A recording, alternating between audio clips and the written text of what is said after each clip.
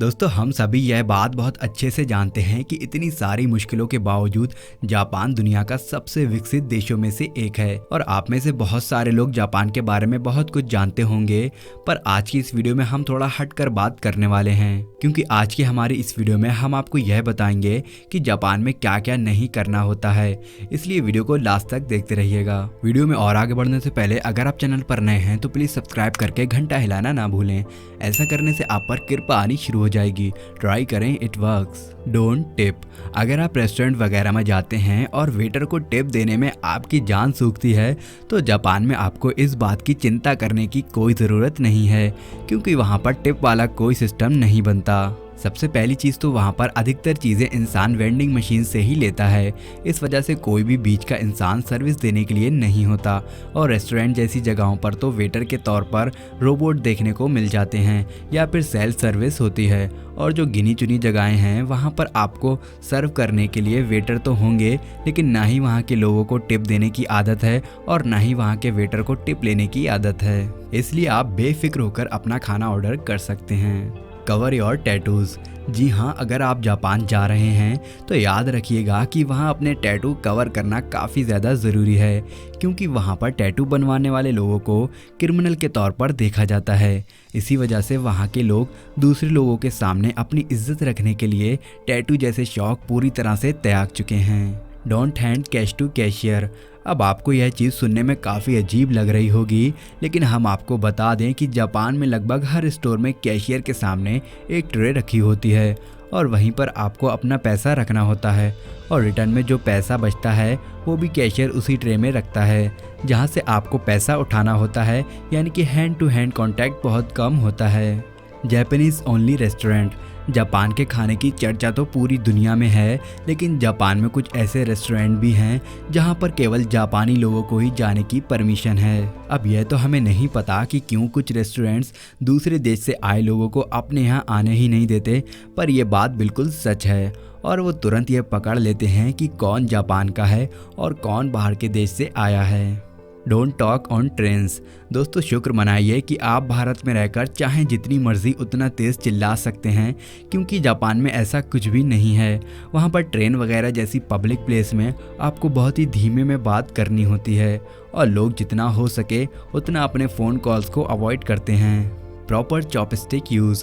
दोस्तों अब वहाँ पर चॉपस्टिक का इस्तेमाल करने का भी अपना एक अलग ही तरीका होता है, क्योंकि जापान में लगभग हर एक चीज़ चॉपस्टिक से ही खाई जाती है।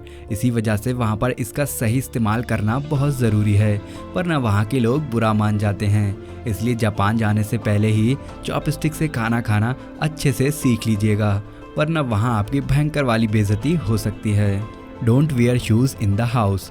जी हाँ दोस्तों, हमारे भारत की तरह ही जापान में भी जूते चप्पल अंदर पहनकर नहीं जाते, क्योंकि वो बिल्कुल नहीं चाहते कि बाहर की गंदगी घर के अंदर जाए। इसी वजह से दरवाजे पर ही घर पर यूज़ करने वाली चप्पलें रखी होती हैं और लोग उन्हीं का इस्तेमाल करते हैं। वैसे हम आपको बता दें कि यह रूल कई सारे रेस्टोरेंट और ऑफिस वगैरह में भी अप्लाई किए जाते हैं, जहाँ लोगों को जूते चप्पल बाहर ही उतार कर अंदर जाना होता है। Drinking etiquette. दोस्तों जिस तरह जापान के स्कूल में बच्चे अपने आप ही साफ सफाई करके शिष्टाचार दिखाते हैं, उस तरह वहाँ पर शराब पीने में भी शिष्टाचार अपनाया जाता है, जिसमें यह माना जाता है कि अपने गिलास में शराब लेने से पहले गिलास को दोनों हाथों से पकड़कर सामने वाले के प्रति सम्मान प्रकट करें और कभी भी अपने लिए पहले ड्रिंक ना बनाएं, क्योंकि ऐसे लोगों को मतलबी समझा जाता है। और आप अपनी ड्रिंक ख़त्म कर चुके हैं और आपको और ज़्यादा नहीं पीनी है तो कभी भी अपना गिलास खाली ना छोड़ें, बल्कि उसमें थोड़ी सी ड्रिंक छोड़ दें, क्योंकि जैसे ही गिलास खाली होती है कोई आपके गिलास भरने के लिए हमेशा तैयार रहता है। और यही छोटी छोटी चीज़ें जापान की रोज़मर्रा की कहानी है। How not to eat sushi. हम सभी जानते हैं कि सुशी जापान की फेमस डिश है, इसलिए वहाँ पर इसे खाने का एक अपना अलग ही तरीका होता है, जिसमें सबसे ज़्यादा लोग इस बात में गलती करते हैं कि वो एक बार में ही इसे ज़्यादा ऑर्डर कर देते हैं, जो कि बिल्कुल गलत है। क्योंकि इसे खाने का सही तरीका है कि जैसे ही आपकी प्लेट में आए उसे खा लें, क्योंकि इसका टेम्परेचर काफ़ी ज़्यादा मायने रखता है। Don't expect to use your card. अब यह चीज़ सुनने में आपको बहुत ज़्यादा अटपटी लग रही होगी, पर दोस्तों यह बिल्कुल सच है। भले ही जापान एक डेवलप कंट्री है, लेकिन वहाँ पर सारा काम कैश के बेस पर होता है और कई तो ऐसी भी जगहें हैं जहाँ पर आपको कार्ड यूज़ करने का मौका भी नहीं मिलेगा, फिर चाहे वो जगह जितनी भी बड़ी और मशहूर क्यों ना हो। Receiving business cards. अब जो आखिरी चीज़ आपको जापान में करने से पहले सोचना चाहिए वह है बिजनेस कार्ड रिसीव करना, क्योंकि जब कोई आपको बिजनेस कार्ड देता है तो वो झुककर आपको कार्ड देता है और उसे रिसीव करने के लिए आपको भी हमेशा झुकना पड़ता है। ये सामने वाले के प्रति सम्मान करने का एक तरीका है जो जापान में काफ़ी ज़्यादा मायने रखता है। तो दोस्तों अब तक तो आपको पता चल गया होगा कि जापान में किस चीज़ को किस तरह से करना चाहिए।